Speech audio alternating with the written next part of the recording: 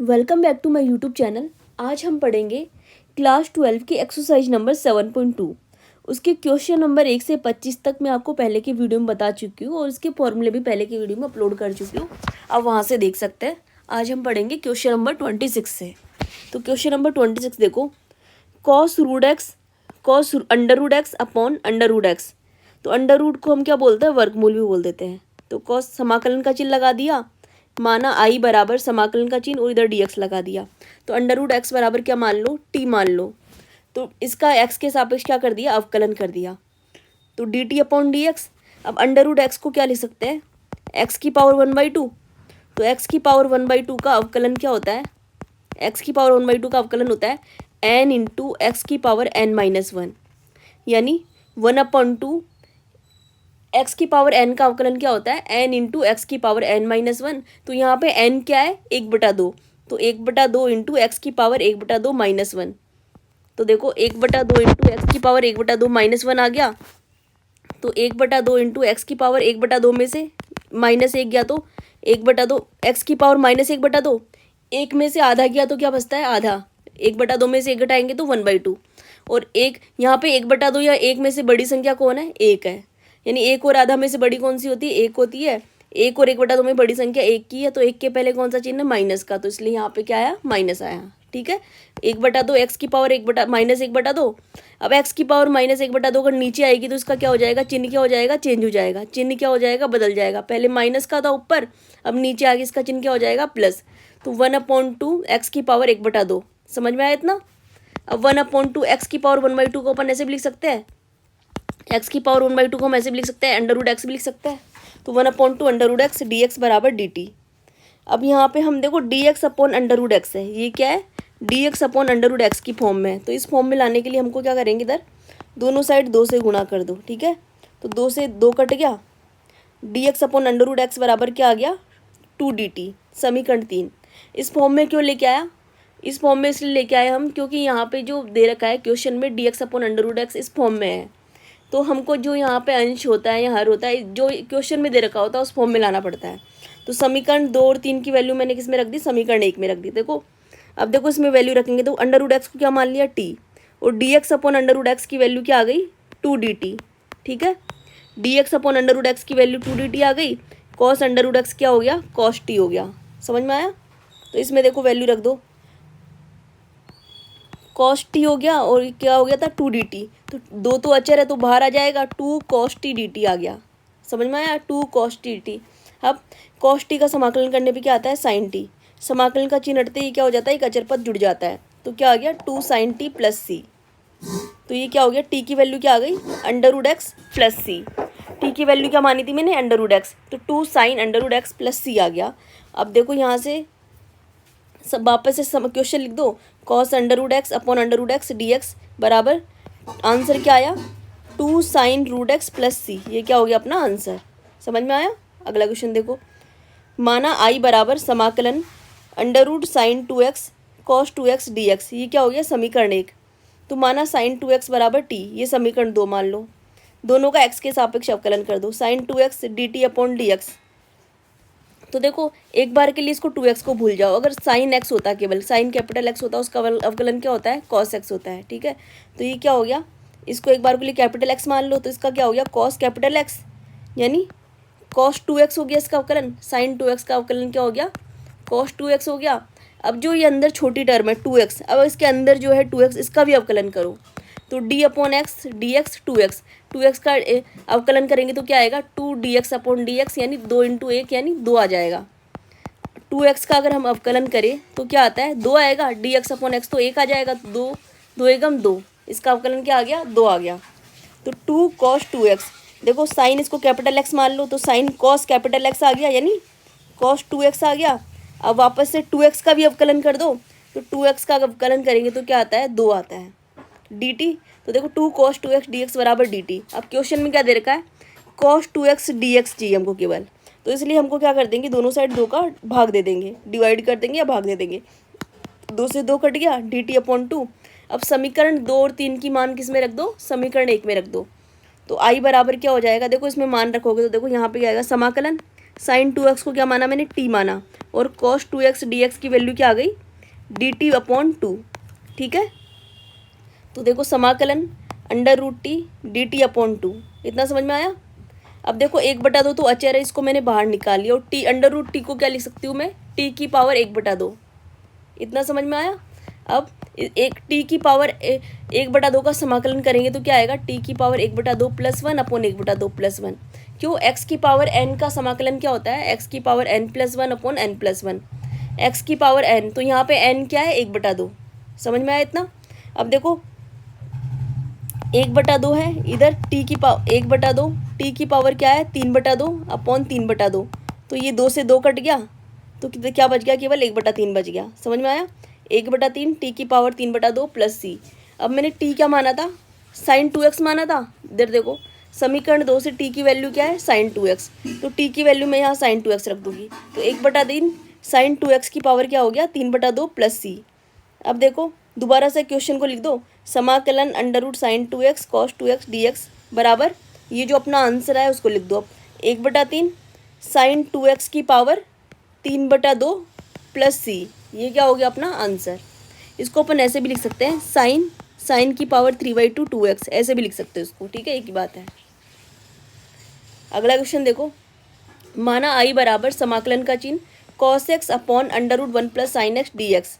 अब देखो इस क्वेश्चन को कैसे करोगे, इसमें भी 1 प्लस साइन एक्स को क्या मान लो, टी मान लो, तो ये समीकरण 2 हो गया। अब इसका एक्स के सापेक्ष क्या कर दो, वही अवकलन D T upon d x, इसका एक्स के सापेक्ष किया तो D T upon d x, तो 1 का तो 0 हो गया, प्लस का प्लस, साइन एक्स का अवकलन करने पे क्या आता है, कॉस एक्स, तो कॉस एक्स डी एक्स बराबर डी टी, ये समीकरण 3 हो गया। 2 और 3 की वैल्यू किस में रख दो, समीकरण 1 में रख दो, तो कॉस एक्स डी एक्स की वैल्यू तो क्या आ गई, डी टी, और under root 1 plus sine x को क्या मान लिया, टी, तो क्या आ गया, समाकलन D T upon under root T आ गया।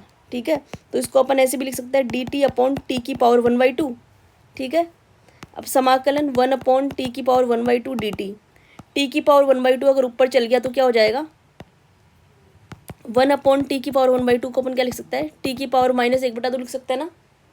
अगर ऊपर जाती है संख्या तो उसकी घात या पावर का चिन्ह क्या हो जाता है, चेंज हो जाता है, बदल जाता है, प्लस की है तो माइनस हो जाएगी, माइनस की तो प्लस हो जाएगी। तो ये टी की पावर 1/2 क्या है, प्लस का, ऊपर जाएगा तो क्या हो जाएगा, माइनस का, तो ये क्या हो जाएगा, टी की पावर -1/2 डी टी। अब इसका समाकलन करेंगे तो n क्या है यहाँ पे, -1/2, तो x की पावर n डी एक्स के फॉर्मूले से इसका क्या हो जाएगा, x की power n+1 upon n+1, T की power -1/2 plus 1 upon -1/2 plus 1, plus समाकलन का चिन्ह हटते ही क्या हो जाएगा, एक अचर पद जुड़ जाएगा। अब आगे यहाँ पे देखो टी की पावर 1/2 अपॉन 1/2 प्लस सी, तो टी की पावर 1/2 को क्या लिख सकते हैं, अंडर रूट, और 1/2 ऊपर चल गया तो 1/2 ऊपर जाके क्या हो जाएगा, इंटू 2/1, तो 1 को लिखने की जरूरत नहीं है, तो 2√t हो गया ये, 2√t प्लस सी। टी की वैल्यू क्या मानी थी मैंने, देखो यहाँ से देखो 1 प्लस साइन एक्स, तो टी की जगह क्या रख दूंगी मैं, 2√1 प्लस साइन एक्स प्लस सी, ये अपना आंसर हो गया। अब क्वेश्चन को दोबारा लिख के इसको आंसर को लिख दो वापस से, समाकलन cos x upon √1 plus sine x d x बराबर 2√1 प्लस साइन एक्स प्लस सी, ये क्या हो गया अपना आंसर। अगला क्वेश्चन देखो, माना आई बराबर cot x log sine x d x. ठीक है, ये समीकरण 1 मान लो, तो इसको क्या मान लो, लॉग साइन एक्स को क्या मान लेती हूँ मैं, टी मान लेती हूँ।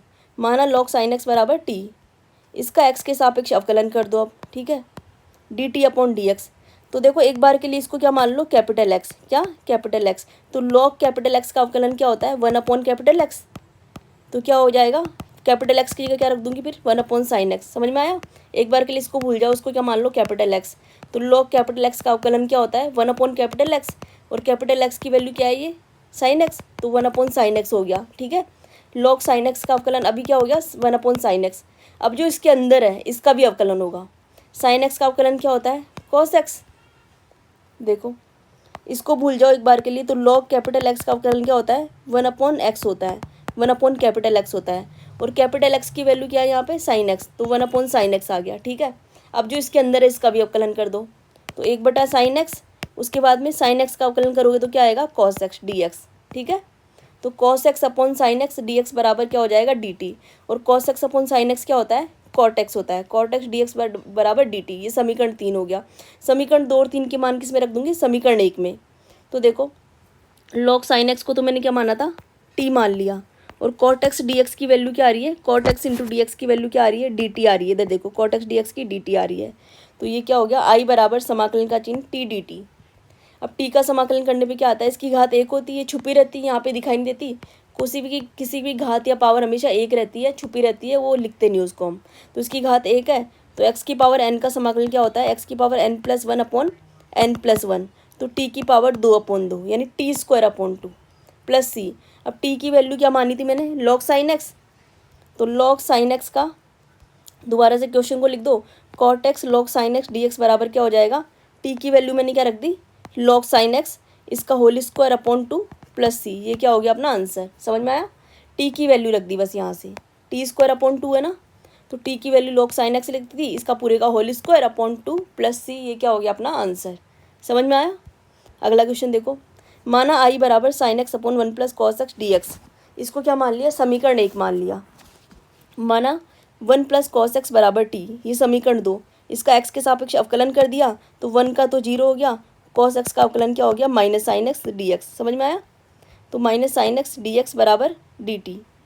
अब इस माइनस चिन्ह को इधर ले गए, तो साइन एक्स डी एक्स बराबर माइनस डी टी। समीकरण 3, 2 और 3 की वैल्यू कहाँ से रख दो, समीकरण 1 में रख दो, ठीक है।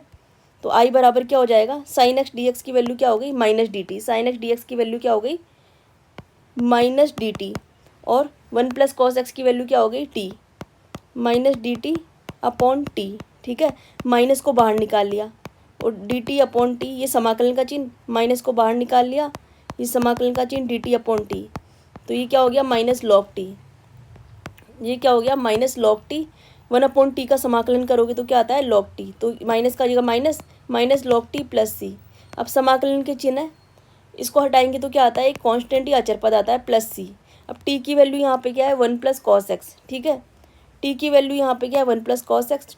टी की जगह क्या रख दो, 1 plus cos x, minus log 1 plus cos x plus C, ठीक है। अब देखो, एक होता है एम लॉग एन बराबर क्या होता है, देखो एम लॉग एन बराबर क्या होता है, लॉग एन की पावर एम, ठीक है। एम लॉग एन बराबर क्या होता है, लॉग एन की पावर एन, यानी जो पीछे रहता है वो इसकी घात या पावर में आ जाता है, जो भी इसके पीछे रहेगा वो उसकी घात या पावर में आ जाएगा। तो अगर -1 लॉग एम है, ठीक है, तो ये लॉग एम की पावर -1 हो जाएगा। देखो माइनस लॉग एम है, तो इसको हम क्या लिख सकते हैं, -1 इंटू लॉग की पावर एम। तो ये क्या हो जाएगा, लॉग एम की पावर या घात क्या हो जाएगी, -1। समझ में आया। माइनस लॉग एम बराबर -1 ब्रैकेट में लॉग एम लिख दो, यहाँ पे लॉग एम की पावर -1 लिख दो, यहाँ पे लॉग एम की पावर -1। अब लॉग एम की पावर -1 को अपन ऐसे भी लिख सकते हैं, लॉग 1 अपॉन एम, ठीक है।